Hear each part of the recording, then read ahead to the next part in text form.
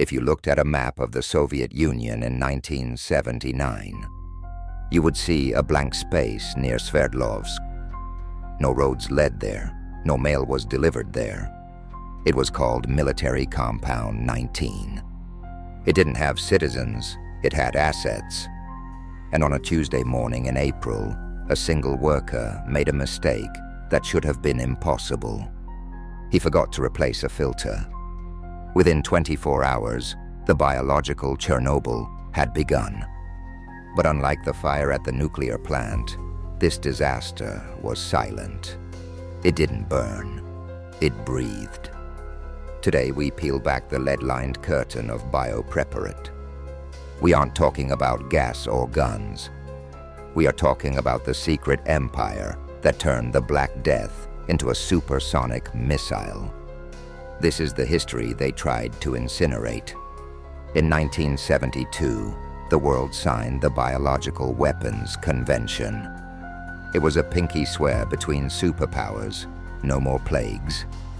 But while the ink was still wet, the Kremlin was laughing. They didn't stop, they scaled up. Under the leadership of Yuri Andropov, the Soviet Union launched a shadow agency hidden inside the Ministry of Health. Its name, Biopreparat. Over 30,000 scientists were recruited. They were told they were making vaccines. They were given the best apartments, the best food, and the highest honors. But their labs were built with one-way mirrors and incinerators in every room. Welcome to the Zato cities, Stepnogorsk, Obolensk, Vozrojdenia Island. These were ghost cities. If you were born here, you stayed here. If you died here, you were buried in an unmarked grave. In Stepnogorsk, they built a factory the size of 4 football fields. Its purpose? To mass-produce anthrax 836. This wasn't a lab, it was an assembly line. They could produce 2 tons of anthrax every single day, enough to kill every major city of any big country 10 times over. And they didn't just grow it, they hardened it. They made it resistant to every known antibiotic. This is where the horror turns into science fiction. The Soviets weren't just using nature's plagues, they were editing them. The goal was to combine the lethality of smallpox with the speed of Ebola. Imagine a virus that gives you a fever, and while you're treating the fever, your internal organs begin to liquefy.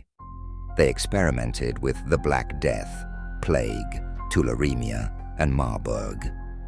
They wanted to create a binary weapon, a disease that stays dormant until you trigger it with a second chemical. You could infect a population, wait weeks, and then turn it on with a spray from a crop duster. Back to Compound 19. When the anthrax spores leaked, the wind was blowing south. It missed the city center by half a mile. If the wind had shifted, hundreds of thousands would have died in their sleep. As it was, people started dropping. Men at the local ceramics factory, old women in their gardens. The KGB moved in instantly. They confiscated all medical records. They painted over the walls of the hospitals. They told the world it was tainted meat from a local market. Decades later, Dr. Kanatyan Alibekov, the man who would become Ken Alibek, admitted the truth. It wasn't meat, it was the pathogen of the state. In the middle of the Aral Sea sat Rebirth Island. This was the testing ground. They tied monkeys to stakes in the ground and flew planes overhead, dropping bomblets of plague. They watched through binoculars as the animals died. They recorded every scream. When the Soviet Union collapsed in 1991, they buried hundreds of tons of live anthrax spores in shallow pits on this island and ran away. Today the water has receded. The island is now connected to the mainland. The pits are leaking. The ghost of Biopreparat is literally walking back into the world. Why does Biopreparat haunt us today? Because the scientists didn't just disappear.